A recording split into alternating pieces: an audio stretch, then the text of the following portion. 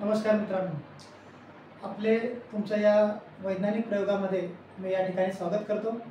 बघा मित्रांनो, आपण एक प्रयोग त्या ठिकाणी केला होता की मी सांगितलं होतं की या ठिकाणी एक बंगाली बाबा होता।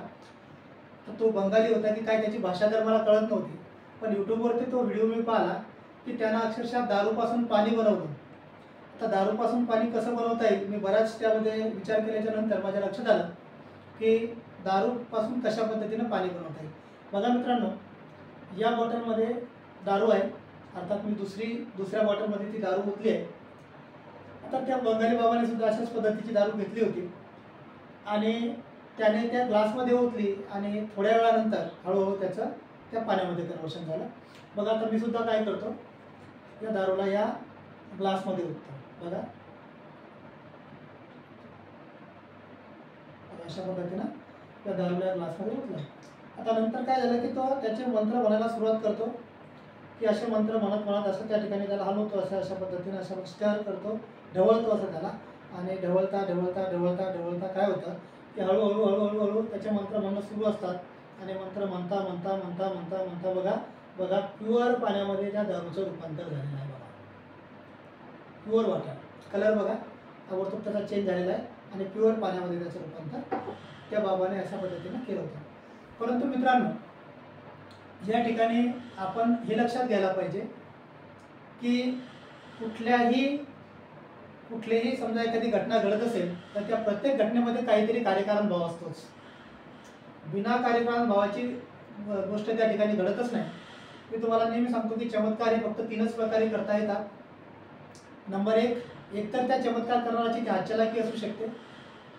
नंबर 2, त्यामध्ये काही संवहनशास्त्राचे प्रयोग असू शकतात। आणि नंबर 3, काही विज्ञानाचे प्रयोग असू शकतात। आणि अशा पद्धतीने हे विज्ञानाचेच प्रयोग आहेत मित्रांनो। बघा त्यानंतर काय केलं होतं, फक्त या ठिकाणी दारूचं पाण्यामध्ये कन्वर्शन केलं होतं। तर मी तुम्हाला परत या ठिकाणी दारूचं दुधामध्ये सुद्धा रूपांतर करून दाखवतो। बघा दारू आहे, मी या ठिकाणी ओततो। बघा या ठिकाणी बघा अशा पद्धतीनं जसं होतं तसं बघा याचं दुधात रूपांतर झालेलं आहे।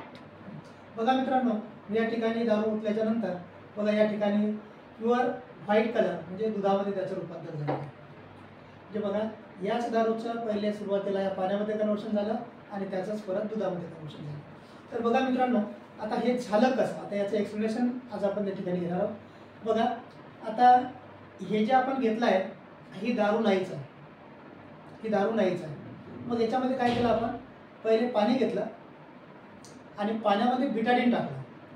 बिटाडीन जे डॉक्टर लोक जखमा साफ करायला वापरतात ते बिटाडीन टाकलं आणि बरोबर त्याला दारूचा कलर त्या ठिकाणी प्राप्त झाला। मग त्यानंतर काय केलं की या ठिकाणी ही दारू मी ज्यावेळेस याच्यामध्ये ओतली त्यावेळेस एक व्हिटॅमिन सीची गोळी, आपण त्याला म्हणतो व्हिटॅमिन सी म्हणजे जी कमजोर लोकांना दिली जाते, तर ती व्हिटॅमिन सीची गोळी याच्यामध्ये टाकली थोडीशी, आता 1/4 चौथा हिस्सा समजा त्याच्यामध्ये टाकला। आणि नंतर त्याला स्टर केल्याच्या नंतर त्यामध्ये रिॲक्शन होऊन त्या